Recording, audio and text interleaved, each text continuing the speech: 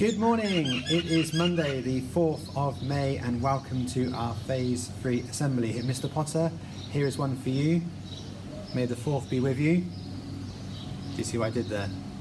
Okay, I know it's not from Star Wars, it's from The Next Generation, but there we go. Is it even from Next Generation? I'm not actually sure, but there we go. May the 4th be with you and also with you.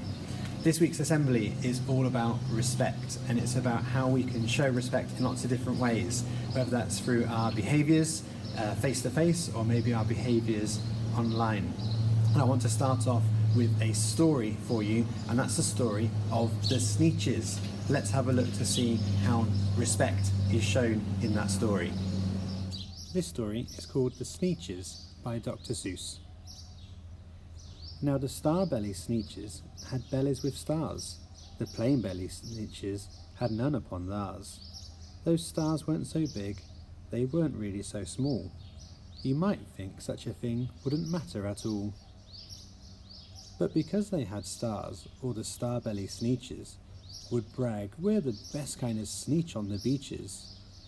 With their snoots in the air, they would sniff and they would snort. "We'll have nothing to do with the plain belly sort." And whenever they met some when they were out walking, they'd saunter straight past them without even talking. When the Starbelly children went out to play ball, could a plain belly get in the game? Not at all. You could only play if your bellies had stars, and the plain belly children had none upon theirs. When the Starbelly Sneetches had Frankfurter roasts, or picnic or parties or marshmallow toasts, they never invited the plain belly Sneetches. They left them out cold in the dark of the beaches. They kept them away, never let them near, and that's how they treated them year after year. Then one day, it seems, while the plain belly Sneetches were moping and doping alone on the beaches, just sitting there wishing their bellies had stars, a stranger zipped up in the strangest of cars. "My friends," he announced in a voice clear and keen, "my name is Sylvester McMonkey McBean, and I've heard of your troubles, I've heard you're unhappy, but I can fix that, I'm the fix-it-up chappie. I've come here to help you, I have what you need, and my prices are low, and my work at great speed.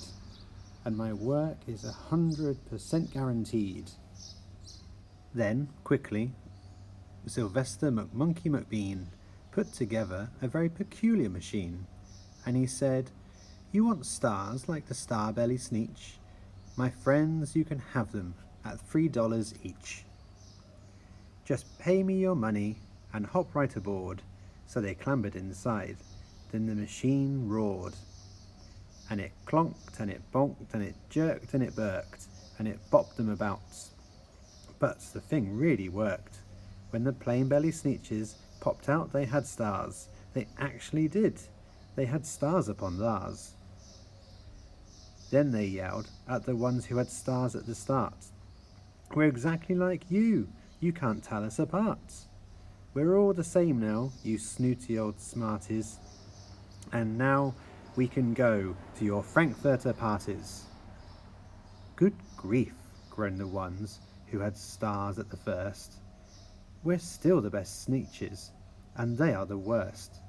But now, how in the world will we know," they all frowned, "if which kind it was what, or the other way round?"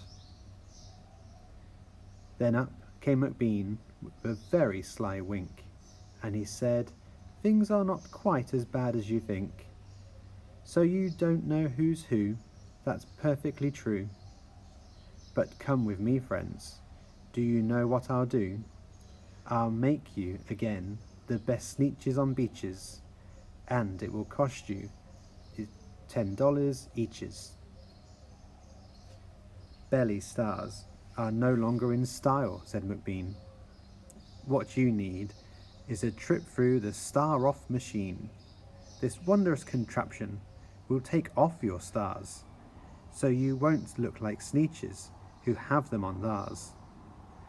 And that handy machine working very precisely, removed all the stars from their tummies quite nicely. Then with snoots in the air they paraded about, and they opened their beaks, and they let out a shout. We know who is who, now there isn't a doubt. The best of the Sneetches are Sneetches without. Then of course those with stars all got frighteningly mad. To be wearing a star was now frightfully bad. Then of course old Sylvester McMonkey McBean invited them into the Star Off machine. Then, of course, from then on, as you probably guess, things really got into a horrible mess. All of the rest of the day, on those wild screaming beaches, the fix-it-up chappie kept fixing up Sneetches. Off again, on again, in again, out again. Through the machines, they raced round and about again. Changing their stars every minute or two, they kept paying money, they kept running through, until neither the plane nor the star bellies knew whether this one was that one, or this one was that one, or which one was that one, or what was who. Then, when every last cent of their money was spent, the fix-it-up chappie packed up, and he went, and he laughed as he drove in his car up the beach. They will never learn. No, you can't teach a Sneetch. But McBean was quite wrong. I'm happy to say that the Sneetches got really quite smart on that day. The day they decided that Sneetches are Sneetches, and no kind of Sneetch is the best for the beaches. That day all the Sneetches forgot about stars, and whether they had one or not upon theirs. I hope you like my story of the Sneetches. A really interesting one there of treating people differently because of their appearance, and that small little star on their belly seemed to make a really big difference at the start of the story, but as the story went on they realised it didn't really make much difference at all. I wonder if any of us have been a little bit guilty at times of judging people incorrectly, maybe by the way they look or the way they dress, or sometimes even what they say or what they do. Respect can mean so many different things to lots of different people, and I would like to hear how you think we can show respect in different ways. So if you follow this address at the bottom, and that's menti.com, and enter in that little 6-digit code, I would like to hear your ideas. And if you can just type them in just a couple of words, it then creates a real nice word cloud on there as well. And here's an example of one that the teachers put together this morning. And you can see here from this example, they've put in some different things like saying please and thank you, showing gratitude, using correct language, especially within emails, which is a really important moment, isn't it, as well? All right, so have a look at their idea and then decide, do you agree with them? Can you think of any others as well? And can you think of up to 5 different ideas? And I'll share that word cloud in the Thursday thanks video. Let's take a look at this week's P Champions.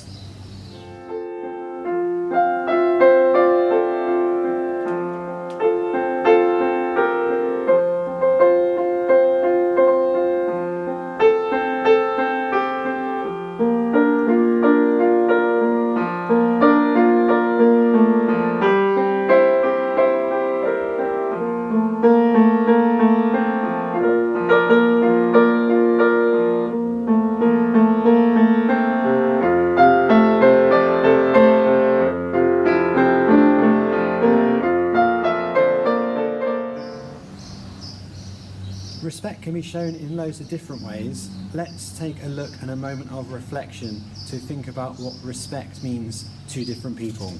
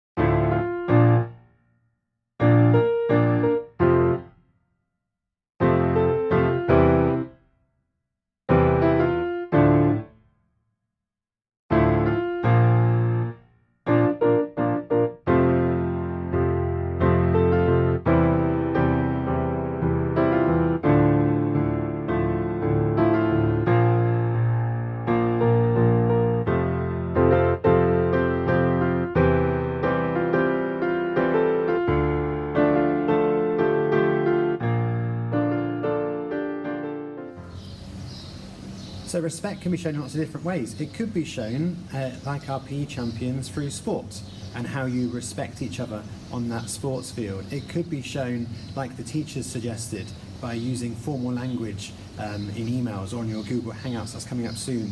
Or maybe like the story of the Sneetches, it's about not judging people by the way they look. And also that rather silly little star wasn't really anything to judge someone by, was it? Remember that house points are continuing, as always, and maybe you're showing respect through things that you're doing in your online learning, and the teachers could reward that respect with house points, and that's absolutely fine to do so as well. You might be getting lots of respect house points coming your way very soon. Have an amazing day, have an amazing week, and I will see you in our Thursday thanks video.